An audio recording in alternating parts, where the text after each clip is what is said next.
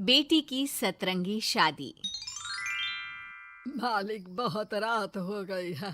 अभी तक मनीषा बिटिया दफ्तर से घर नहीं आई। अरे डोंट वरी रामू, आ जाएगी। समझदार और पढ़ी लिखी लड़की है, ऊपर से अपने फौजी बाप की तरफ बहादुर भी है। तुम जाकर खाना लगाओ रामू, वो आती ही होगी। जी मालिक। मनीषा मनोहर की इकलौती बेटी थी। मनीषा की माँ का उसके बचपन में ही स्वर्गवास होने और मनोहर के फौजी होने के कारण मनोहर ने अपनी बेटी को बिल्कुल लड़कों के जैसा ही पाला था। उस दिन देर रात को मनीषा का इंतजार करते हुए मनोहर और उसका नौकर रामू बात कर ही रहे थे कि मनीषा अपनी कार में ऑफिस से घर आती है। अरे रामू काका, बड़ी भूख लग रही है, जल्दी से खाना लगा दो। और कल मेरे कुछ खास क्लाइंट्स घर पर लंच के लिए भी आ रहे हैं, तो कुछ अच्छा सा बना देना। और बताओ मनीषा बेटा, ऑफिस का काम कैसा चल रहा है? एकदम जबरदस्त चल रहा है पापा। इनफैक्ट कल की प्रेजेंटेशन में तो मैंने 2 करोड़ की डील फाइनल कर दी और अगले हफ्ते हमारी कंपनी नया प्रोडक्ट लॉन्च करने वाली है। पता है पापा, मुझे इसका हेड बनाया जा रहा है। अरे वो ये हुई ना मेरी शेर बेटे वाली बात। वेरी गुड बेटा। रामू उस घर में पिछले 28 साल से नौकरी कर रहा था, तो वो घर के सदस्य जैसा ही था। रामू मनीषा को चिढ़ाते हुए कहता है, मनीषा बिटिया, आप कल बाजार से थोड़ी सब्जियां लेकर आओगी? कल तो आपके दफ्तर की छुट्टी भी है। काका, मैं आपको अपना मोबाइल दे देती हूँ, आप ऑनलाइन सब्जियाँ मंगवा लेना, मैं पेमेंट कर दूंगी। वो क्या है कि मुझे घर के कामों से थोड़ी एलर्जी है। ठीक है बिटिया। 2 हफ्ते बाद मनोहर को उसके दोस्त किशन का फोन आता है। अरे मनोहर, हमारी मनीषा बेटी के लिए एक बहुत अच्छा रिश्ता आया है। लड़का इंजीनियर है दुबई में। तू कहे तो बात आगे बढ़ाऊं? हाँ, रिश्ते की बात तो आगे बढ़ा ही सकते हैं, लेकिन लड़के वालों की कुछ शर्तें भी तो होंगी ना, मतबला लेन देन वगैरह। अरे यार, लेन देन जैसी तो कोई शर्त नहीं है उनकी। बस लड़की पढ़ी लिखी और घरेलू होनी चाहिए, जो कि यहाँ इंडिया में अपने सास ससुर की सेवा करे और घर संभाल सके। अरे यार किशन, तू तो मनीषा को जानता ही है। पढ़ी लिखी और जिम्मेदार तो है वो, लेकिन घर के नहीं बाहर के कामों में मुझे नहीं लगता कि वो मानेगी। लेकिन फिर भी मैं उसे पूछ के बताता हूँ तुझे। मनोहर अपनी बेटी से उसके लिए आए रिश्ते की बात करता है और उसे लड़के वालों की शर्त के बारे में भी बताता है, जिस पर मनीषा कहती है, पापा आप तो जानते हैं ना कि मुझे घर के कामों में कोई इंटरेस्ट नहीं है और आपने मुझे पढ़ा लिखा के अपने पैरों पे खड़ा होना सिखाया। क्या इस दिन के लिए कि एक दिन मैं शादी करके किसी का घर संभालूं? ना, मुझे नहीं करनी शादी वादी, आप मना कर दो उन्हें। इतना कहकर मनीषा घर से बाहर चली जाती है। रास्ते में उसे उसकी फ्रेंड का फोन आता है, जो उसे बाकी फ्रेंड्स के साथ एक रेस्टोरेंट में बुलाती है। मनीषा जाना तो नहीं चाहती थी, लेकिन उस रिश्ते की बात से हुए खराब मूड को बदलने के लिए वो चली जाती है।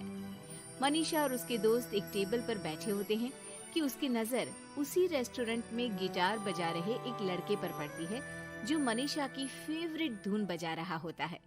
मनीषा झट से सारी बातें भूलकर उस गिटार की धुन में खो जाती है। थोड़ी देर बाद सब उस लड़के की परफॉर्मेंस पर तालियां बजाते हैं, तो मनीषा भी स्माइल करके तालियां बजाने लगती है। उसी शाम जब मनीषा घर जा रही होती है, तो उसे वही लड़का दिखता है जो रेस्टोरेंट में गिटार बजा रहा था। वो अपनी गाड़ी रोककर उससे पूछती है कि हाय, तुम वही हो ना जो थोड़ी देर पहले रेस्टोरेंट में गिटार बजा रहे थे? I am so impressed with your talent. Actually वो मेरी फेवरेट धुन थी। जी थैंक यू। ये मेरा शौक भी है और इससे मेरी थोड़ी बहुत गुजारे लायक कमाई भी हो जाती है। अच्छा, और क्या करते हो? जी मैं कॉफी बहुत अच्छी बनाता हूँ। और कॉफी के अलावा भी बहुत कुछ। एक्चुअली मुझे खाना बनाने का बहुत शौक है और खाली समय में या तो मैं गिटार बजाता हूँ या फिर कुकिंग करता हूँ। इसी तरह बहुत देर तक बातें करते करते दोनों एक दूसरे को अपना नंबर देते हैं और फिर धीरे धीरे पहले उनके बीच गहरी दोस्ती और फिर प्यार हो जाता है। फिर एक समय आता है जब दोनों शादी करने का फैसला करते हैं। मनीषा अपने पापा को गौतम के बारे में सब बताती है। मनोहर को गौतम बहुत अच्छा तो नहीं लगता, लेकिन अपनी इकलौती बेटी की खुशी के लिए वो हाँ कह देते हैं। दोनों की शादी हो जाती है। और एक दिन, अरे गौतम बेटा, क्या बात है, बहू रानी तो आते ही दफ्तर जाने लगी। सुबह जाती है, देर रात को आती है, और तू घर पे रहता है, तो घर भी तुझे ही तो संभालना पड़ता होगा ना अभी। जी आंटी जी, वो मेरा काम कुछ कम ही चल रहा है और घर चलाने के लिए किसी को तो दफ्तर जाना ही पड़ेगा ना, तो मनीषा ही चली जाती है और मैं घर पे रहकर सारा दिन करूँगा क्या, तो घर ही संभाल लेता हूँ। हाँ बेटा, कह तो तू सही रहा है, लेकिन समाज को क्या कहेगा? समाज के भी कुछ नियम कायदे होते हैं, लेकिन यहाँ तो उल्टी ही गंगा बह रही है। अच्छा, मैं तो चलती हूँ बेटा। रात को मनीषा घर आती है तो गौतम उसे कहता है कि सुनो, आज हरलीन आंटी आई थी, कह रही थी कि आसपास के लोग बातें बनाने लगे हैं कि तुम मर्दों की तरह काम पे जाती हो और मैं औरतों की तरह घर संभाल रहा हूँ। हाँ, पर तुम तो जानती ही हो ना कि मैं शादी से पहले से जॉब कर रही हूँ, तो फिर अब अचानक से मैं खुद को कैसे बदलूं? एक काम करते हैं, तुम कुछ महीनों के लिए घर से ही ऑनलाइन सारा काम कर लो और हो सके तो घर के काम ट्राई भी कर लो, और मैं बाहर जाकर अपने लिए पक्की नौकरी ढूंढता हूँ। मनीषा मान जाती है और फिर शुरू होती है उनकी नई दिनचर्या। ये लो गौतम, तुम्हारा नाश्ता, चाय और टोस्ट। ये टोस्ट है या किसी नक्शे का काला प्रिंट आउट? अरे मेरी माँ, चाय में चीनी डालते हैं, नमक नहीं। ठीक है, मैं क्या करूं? चीनी और नमक एक जैसे ही तो दिखते हैं ना। तुम्हें खाना है तो खाओ, वरना ऐसे ही जाओ। अच्छा, तो तुम्हारी क्वालिफिकेशंस क्या है? क्या काम आता है तुम्हें? जी, मैंने वैसे तो बीकॉम किया है, लेकिन काम का कोई एक्सपीरियंस नहीं है। एक्चुअली मेरे पेरेंट्स ने ज़बरदस्ती मुझे ये डिग्री करवा दी थी। मुझे तो गिटार बजाना ही पसंद है सर। ठीक है मिस्टर गौतम, जब हमारी कंपनी को किसी गिटार परफॉर्मेंस की ज़रूरत होगी तब आपको बुला लिया जाएगा।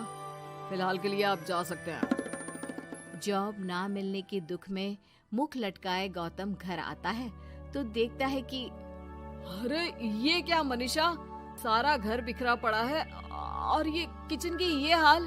अरे सब ठीक तो है ना? सब ठीक है गौतम, बस मुझे भूख लगी थी तो सोचा कुछ बना के खा लूं, लेकिन मुझे कोई सामान मिल ही नहीं रहा था और फिर पता चला कि गैस भी खत्म हो गई है और मुझे सिलेंडर बदलना नहीं आता। अच्छा, क्यों ना हम बाहर से ही खाना मंगवा ले? हाँ, अच्छा ये तो बताओ, तुम इतने उदास क्यों लग रहे हो? अरे क्या बताऊं, मुझे नौकरी नहीं मिली, लगता भी नहीं कि मिलेगी कभी। दोनों उदास होकर एक दूसरे की तरफ देखते हैं, फिर थोड़ी देर बाद हंस पड़ते हैं। मुझे लगता है हमें वही काम करना चाहिए जो हमें अच्छे से आता है। कल से मैं ही ऑफिस जाया करूंगी। और मैं हमारा ये प्यारा सा घर संभालूंगा।